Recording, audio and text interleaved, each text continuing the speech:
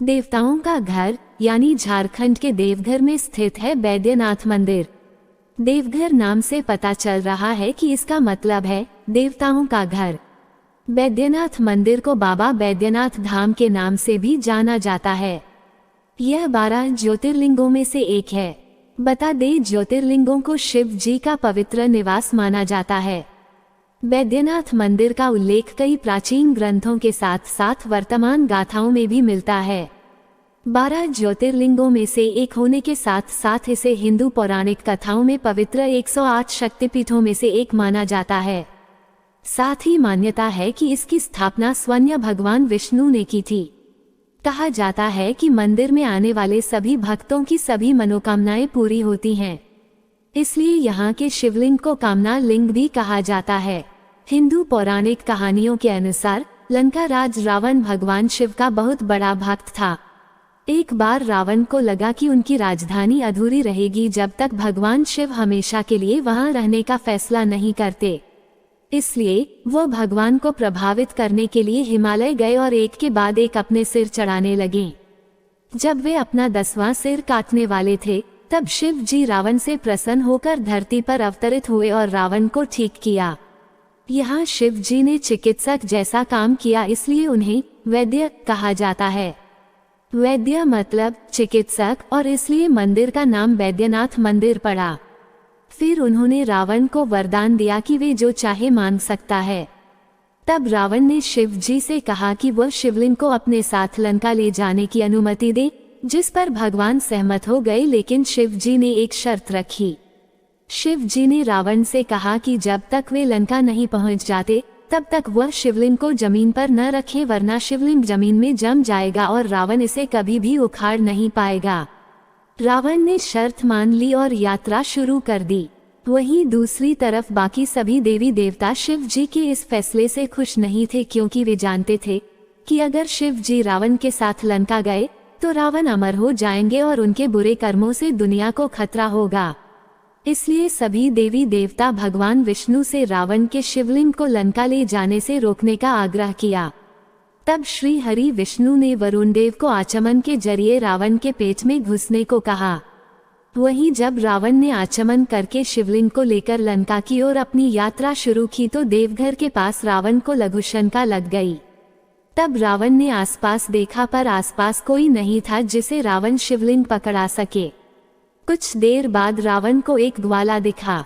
कहा जाता है कि उस ग्वाले के रूप में भगवान विष्णु थे। रावण ने ग्वाले से कहा कि वह शिवलिंग को तब तक पकड़ कर रखे जब तक रावण लघुशंका से वापस न आ जाए। साथ ही साथ रावण ने ये भी कहा कि वह शिवलिंग को गलती से भी जमीन पर न रखें। जब रावण लघुशंका करने गया तो लघुशंका से एक तालाब बन गया, लेकिन रावण की लघुशंका नहीं खत्म नहीं हुई। दूसरी तरफ ग्वाले ने रावण से कहा कि बहुत देर हो गई है और अब वो शिवलिंग उठाए खड़ा नहीं रह सकता। ग्वाले ने शिवलिंग को जमीन पर रख दिया। वहीं शिवलिंग के जमीन पर रखते ही रावण की लघुशंका भी खत्म हो गई।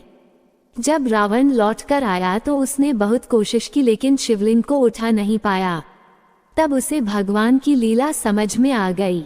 इसके बाद रावण क्रोधित हो गया और शिवलिंग पर अंगूठा दबाकर वहां से चला गया। रावण ने शिवलिंग को क्षतिग्रस्त कर दिया। फिर सभी देवी देवताओं ने धरती पर आकर शिवलिंग की स्थापना की। बता दें, मंदिर परिसर में एक तालाब है जिसे वह स्थान माना जाता है जहां रावण ने लघुशंका की थी। यहाँ के शिवलिंग को कामना लिंग भी कहा जाता है, क्योंकि शिव जी ने रावण को इच्छा दी थी और कामना का मतलब इच्छा होता है। बैद्यनाथ धाम भारत का इकलौता स्थान है जो ज्योतिर्लिंग और शक्तिपीठ दोनों है।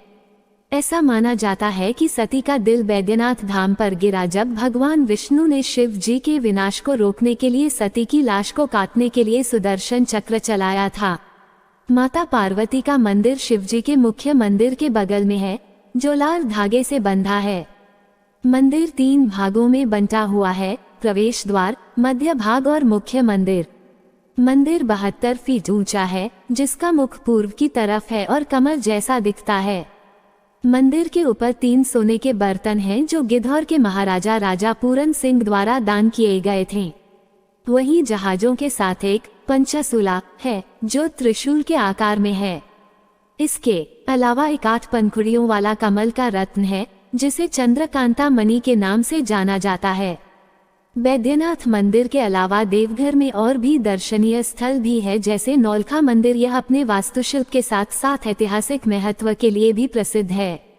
ये मंदिर राधा कृष्ण को समर्पित है।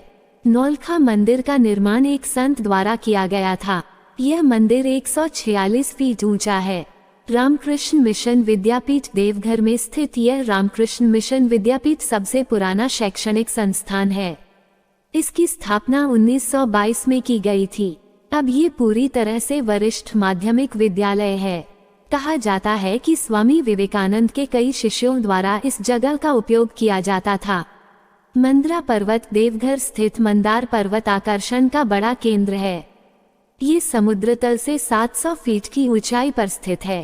कहा जाता है कि समुद्र मंथन के दौरान समुद्र से अमृत निकालने के लिए इस पर्वत का इस्तेमाल किया गया था, इसलिए हिंदुओं के लिए ये बेहद पवित्र जगह है। इस पहाड़ पर एक मंदिर भी है, जिसे 12वें जैन तीर्थंकर वासुपूज्य के लिए श्रद्धांजलि के रूप में बनाया गया था। बोलो ओम नमः शिवाय।